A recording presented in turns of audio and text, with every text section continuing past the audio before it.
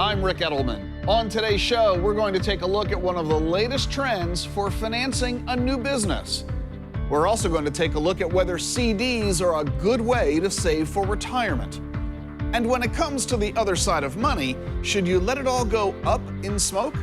All that and more on this edition of The Truth About Money.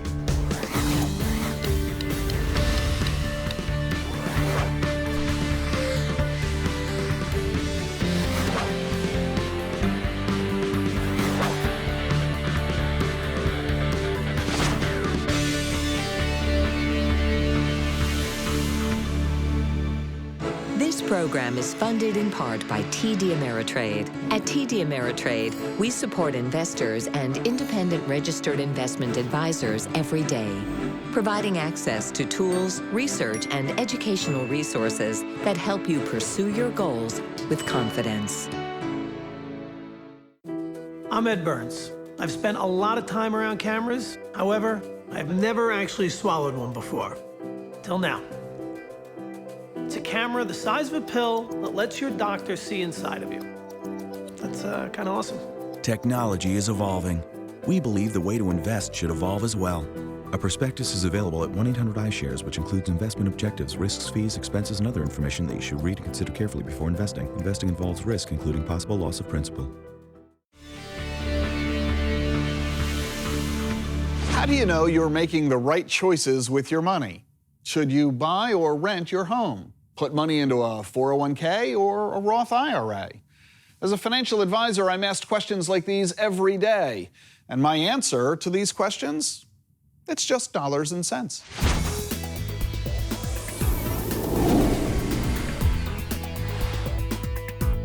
I'm a 46-year-old security guard. I haven't really saved the way that I should, and I'd like some help on securing my retirement. Boy, there are an awful lot of people who can relate to what you just said. You know, when I do seminars around the country, somebody inevitably comes up to me at the end of the seminar and says, I should have started 20 years ago. We all can make that statement, and I don't want you to beat yourself up over the fact that you haven't started sooner and that you're lamenting the past. None of that matters. I'm really glad you're dealing with it now because that's all that counts. So, what do we need to do? It's real simple. Figure out what your goals are, and I'm going to ask you two simple questions. At what age do you want to retire, and what income do you want at that time? With the answers to those two questions, we can then figure out for you as a financial advisor, how much money do you need to save right now, and where do you need to save it in order to achieve those two goals? It's really that simple. If you don't know how to answer those questions yourself, that's why you talk to a financial planner. Financial planners are trained to help you figure out what your goals are and create a plan to help you get there. We're like a roadmap. You tell us the destination, and we'll tell you the best route to take in order to get there. And we'll take advantage of all of your resources. How much income do you currently have? What are your current bills and expenses? How much money can we free up in order to save for the future? And where should that money be saved? That's what financial planning is all about. You've done the hard part. You've taken the most important first step by asking the question, how do I get there? A financial planner, a good one, can help you do the rest. We go from New York to Hollywood to ask just one question, Celebrity Edition. What's the best financial advice you've ever received? My brother gave me the best money advice ever when I borrowed money from my parents. And he said, make sure the first thing you do is pay mom and dad back, because that's very important to them. It's very important for them, for you, to do what you said you were going to do and pay them back. And B, anytime you borrow money from someone, they're going to look at the way you live and say to themselves, why does he have a new car when he owes us money? So it was the smartest advice when it came to borrowing I've ever had. The serious answer would be probably from my dad is they can always take it away. So in other words, work every day of your life as if tomorrow you can lose everything, you know. And I guess that kind of is, you know, how I live my life, you know, not collecting money, but always worried that I got to keep working, you know, that kind of thing. it came from their Holocaust experience where they did lose everything. So I understand now as I'm older what that was all about, but he was always conscious about that. You're never comfortable. You're never comfortable. Work. Never get a haircut from a bald barber. And never gamble with a guy named Lucky. And don't take my advice on money. Go to somebody who knows what they're talking about and has years of experience. More than 1 million people serve in our nation's military. I was honored recently to help some of them deal with their financial questions. Here's the truth about money at Fort Belvoir. Hi, Rick. My name is Corinne. I'm a newly married military spouse. I'm curious, my husband and I are ready to start building our cash reserves, and we're wondering what our potential options are. We've looked at CDs and savings accounts and noticed that the interest rates are fairly low. And one of our friends recommended that under the guise of a retirement account with little or no penalties for early withdrawal, we put our cash reserves in there and plan on withdrawing the money if we ever need it. Is that something that you would recommend? When you say into a retirement account, what kind of retirement account? Well, she was saying that her Roth IRA Gotcha. Okay. has very little. Gotcha. There is no substitute for cash reserves. The benefit of a bank CD or a checking account, savings account, a money market account, the benefit of these accounts is that the money is always available to you.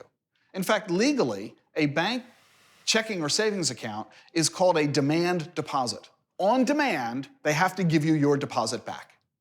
That's different from a savings account, which is what a bank CD is. With a CD, you have to wait the 30 days or 90 days for it to come to maturity.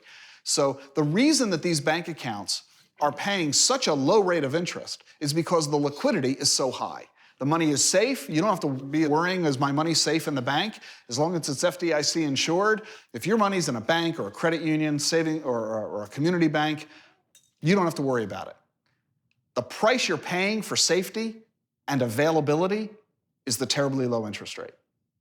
As soon as you say, I'm annoyed at the interest rate, and I would like to earn more than that, you're going to sacrifice the safety and availability. So sure, you can move the money into a Roth IRA, no problem. If, however, you discover that you need the money, you're gonna pull the money out, and any profit will be subject to taxes plus a 10% penalty. Now, you might say, well, there wasn't any profit in where it was, so no harm, no foul. Okay, I won't really argue the point, but I want you to recognize as soon as you try to do anything other than checkings or savings or CDs or what have you, you're creating issues and you're deviating a little bit from the goal. So yes, I agree, it's very annoying to have money earning no interest. It's the price you pay for safety and liquidity. Thank you. For military retirees or people that are getting ready to retire and they're not going to go back into the federal government, what do you recommend that they do with their TSP? Do they hold on to it or do they move it into another investment? When you separate from service, which you will eventually do, you have a bucket of money in your thrift savings plan. You have several choices. You can leave the money there and withdraw it in retirement as needed. You can cash it out right now and spend the money. You can roll the money over to an IRA. Which of the three is the best choice? How many say cash it out and spend the money right now? Y'all, there's only one honest guy in the room. It's like, yeah, I'm getting that Corvette. So clearly we know that's the biggest mistake, and unfortunately it's the one many people choose because they don't realize the dastardly implications on their financial futures that they're creating. Leaving the money alone in the thrift savings plan is not a horrible choice. One of the best advantages of the thrift plan is that the investments are the cheapest of any retirement program in the country. It costs virtually nothing to have the money invested there. The downside to the thrift plan is the fact that you only have 5 investment choices. None of them are particularly exciting in terms of their performance relative to what's available elsewhere. So we're not terribly thrilled with the choices of the thrift plan, although we do acknowledge it's really cheap. I'm a personal advocate of the third choice, taking the money and rolling it over to an IRA. Because when you do that, If you do it right, you won't incur any taxes or any fees associated with moving the money over. And by having the money in an IRA, you can now invest it wherever you want. You'll pay investment expenses, just like you do in the thrift plan, depending on the investments you pick. But you can choose very low-cost exchange-traded funds that are virtually as inexpensive as what you have in the thrift plan. But you now have the entire universe of investments available to you, and I believe you can build a more diversified portfolio, one that is probably capable of generating lower risks with better returns if it's invested correctly than what is available in the thrift plan. So it's good versus better. And I would recommend that you talk with a financial advisor who can help guide you as to which of those two choices is best and what the options might be if you were to choose moving the money to an IRA. But the bottom line is don't do it until after you separate from service. Thank you, Rick.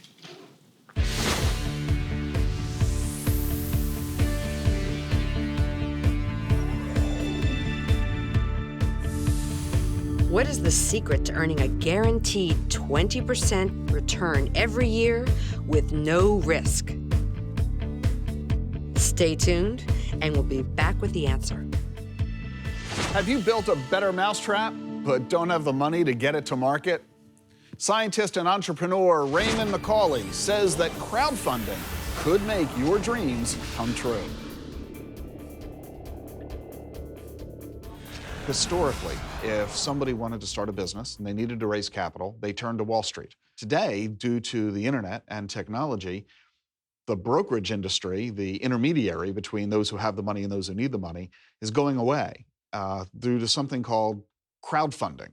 And that's really been, or promises to be, a boon for especially some of these medical technologies and biotechnologies, because a lot of these traditional VCs, the venture capitalists, will look at some of these projects and they would rather go ahead and fund Farmville. They would rather go ahead and fund what's the next neat app that I can turn this over in a year or 3 and, make 100x on my investment, which is good financial planning.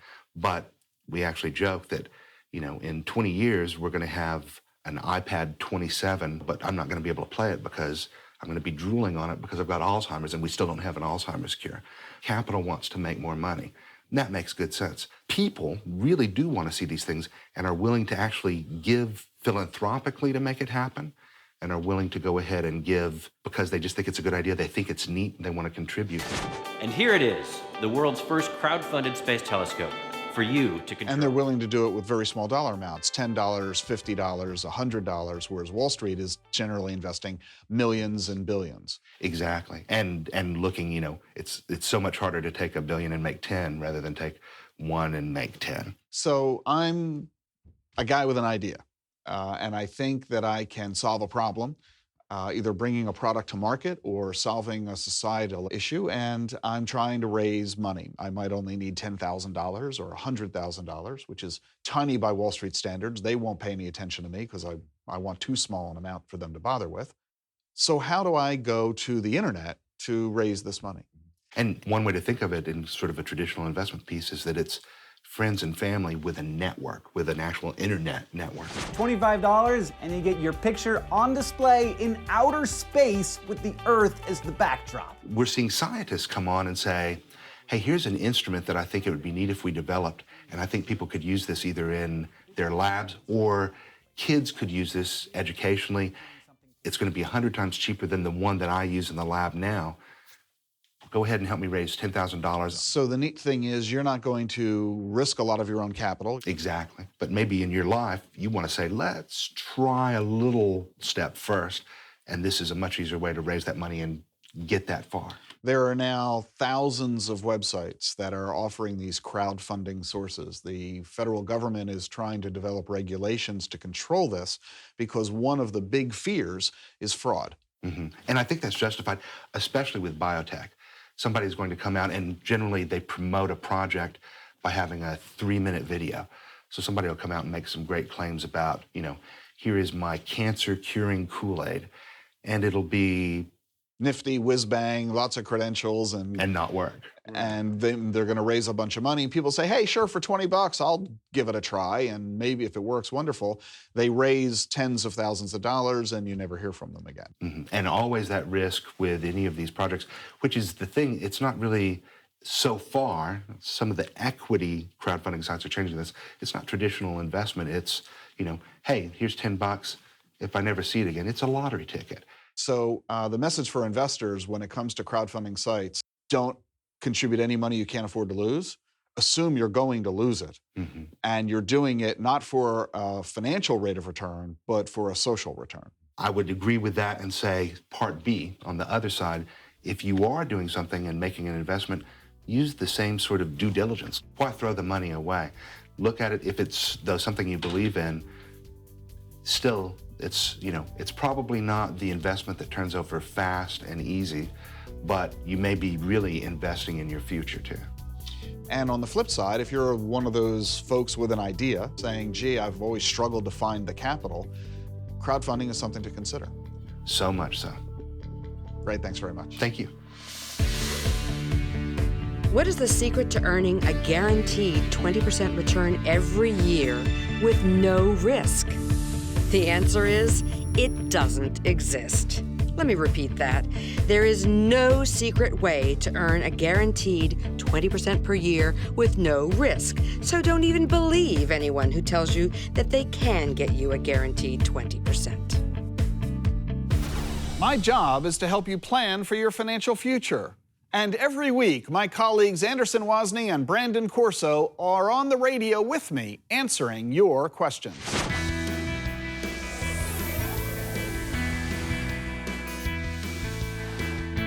We're talking with Chuck. He's in Arlington. Welcome to the program, Chuck. How can we help? Yeah, I'll be turning 66 this year, but I'm still working. Does the Social Security income get added to your AGI for tax purposes? Anderson? Depends. Don't you just hate that? Every time we get a question, the answer is... Maybe. Chuck, what you've got to do is you've actually got to do a calculation where you determine which percentage of your Social Security is taxable. You may have, if you don't have enough income outside of your Social Security, then it's not taxable. If you get a certain amount, then 50% of it's taxable. If you have more than a certain amount, 85% of your Social Security income is taxable. And so that portion would get added. All right, let me try to desperately attempt to simplify this. Give me an example, Brandon, for someone who would absolutely positively pay no taxes on Social Security. Well, there are not many people. Well, usually it's just people that are only getting Social Security income, because the threshold to have no tax on Social Security is a total income, I think, in the 20s. And then between, say, 20 and 40,000 or thereabout of total income, it's 50% taxable. And then when you're over 44,000 or something, and I'm willing to bet this is a Chuck situation, 85% of your benefits will be taxable. And give me an alternative example where someone is absolutely definitely going to be paying taxes. Well, the very same thing. If you have total income between Social Security and all the other income sources of over 50 grand, it's 85% taxable. Yeah.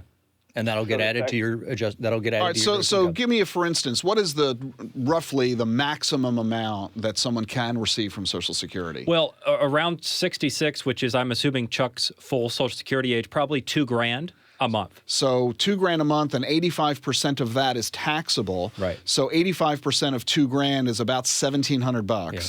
$1,700 is taxable, and assuming his tax rate is 25%, just to pick a number, 25% of $1,700, call that $400 for simple math. Yeah. So of his $2,000 income, $400 would be lost to taxes. Right. Yeah. Now, here's the other thing, though. Because Chuck's income is going to go up by, let's call it $25,000 because of the new Social Security income, that's going to mean higher taxes on all that other income as well. So, in other words, he's not only going to be paying a tax on the Social Security, the tax on the other stuff rises as well. Yeah. And that creates a situation where he may have issues with having to pay higher Medicare Part B premiums. He also may be in a situation where that puts him over the limit for the $250,000 limit, where now you're having to pay tax on investment income and things of that nature. So therefore, the question becomes, and I guess this is where Chuck was originating from, should he take the income at 66? Because it's voluntary, right? He doesn't have to take the income just because he's eligible for it. So the question becomes, when should you take the income? And part of the answer is, A, do you need the money? Let's start there. B, if you don't need the money, should you defer? And the answer is based on, well, what's the tax implication? You know the answer. It depends. Yeah, there you go. Now, before we get off with Chuck, I've got one piece of good news for you, and that is that many states don't have a state income tax on Social Security, and Virginia is one of them. Which is where Chuck lives. Here's our version of Funny Money, DC improv style. Like, I'll pack lunch every day when I go to work to try to save a couple of bucks. And like this weekend, I spent $200 on shots of Patron, you know what I mean? Like, what was I doing? You know, or in the wintertime, I'll turn the heat down way low to save on that electric bill. I throw on a parka, you know, and then I get all cozy inside my house and it's too cold to get up and make dinner, so I just order pizza, right? Saving money, you guys. It sucks having bad credit because you can't do a lot of stuff. Like, I hate when I go shopping and I get caught behind the cocky good credit people. Those are the people that just open up their wallet and tell the cashier, pick a card, because they're all gonna work. If I pay with a card, it's an adventure. Anybody in here ever been there? Anybody in here ever been there where you gotta use a card because you don't have cash, but you're not sure if it's gonna happen, but you kind of have to because you need the stuff? And we all do the same thing. We're always like, and we all say the same thing. All right, try it. And then you look back at the line like, I don't know what's gonna happen. And then they swipe it and your heart skip a beat. You're like, oh, we're all in, we're going for it. And they be like, it went through. You'd be like, get out of here. My card went through? Oh, the machine must be broken. Bring more stuff. We recently asked registered investment advisors just one question. What do you think is the biggest mistake investors make? What happens is that people get busy with their lives. They don't have a plan. They don't realize that if they even just saved $50 a month more, it would make a huge difference. They just spend it. There are people that are very intimidated coming to see us for a variety of reasons. They think they don't have enough money, so we won't work with them. They think we can't relate to them, that we're not people and that we don't have the same problems and the same planning needs that they do. They also think that we'll speak to them in jargon and lingo and they won't be able to understand. No one wants to feel that they're even dumber than when they walked in the door. So we want them to be able to understand in plain layman's terms, not industry jargon or logo, so that they know what to do, so that they know what they've got, they know how to invest, and they know how to go forward. Now here's Jean, my wife and business partner, with the other side of money. There are a lot of things that kind of keep us stuck in our life, and fear is a big one. And fear comes from so many pieces of our life. We could be little kids and be afraid of the dark, or we could be afraid of dogs, because these are little moments in our life somewhere from the past that we kind of got stuck. Something happened to us that was like an emotional jolt, and for some it's huge. You know, it's so traumatic. And what happens with that fear is we lose a piece of ourself there. A little microcosm of ourself gets stuck in that moment of fear.